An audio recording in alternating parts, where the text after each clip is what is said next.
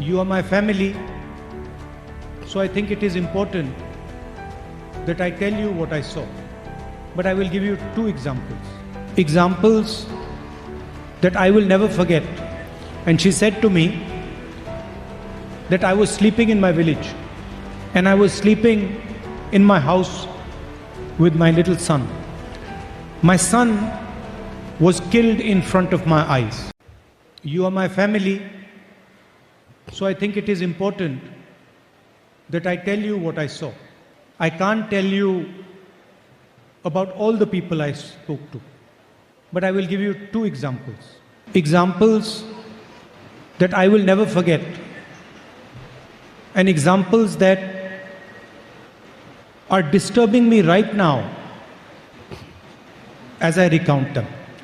Both of them involve Manipuri women.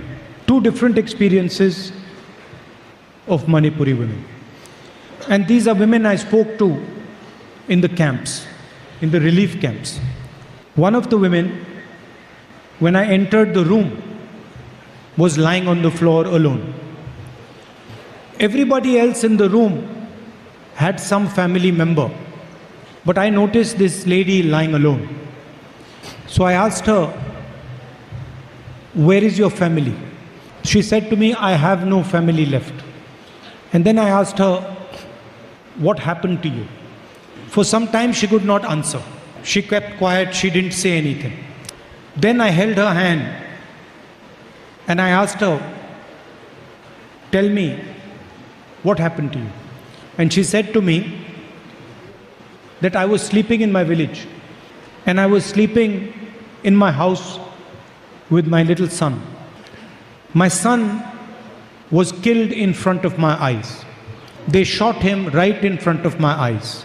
And then I spent the whole night lying next to my son's corpse. My son died in my arms.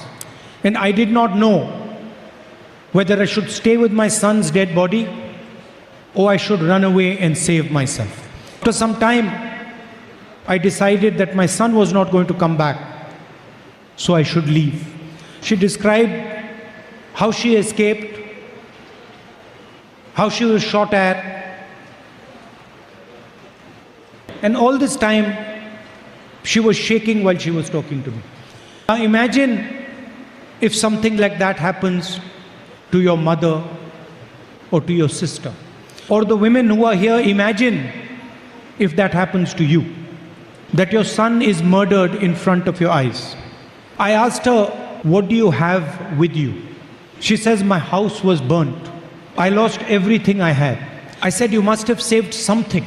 She says, "I only have the clothes I'm wearing." And then I said, "But you must have carried something else with you, maybe some belongings or something."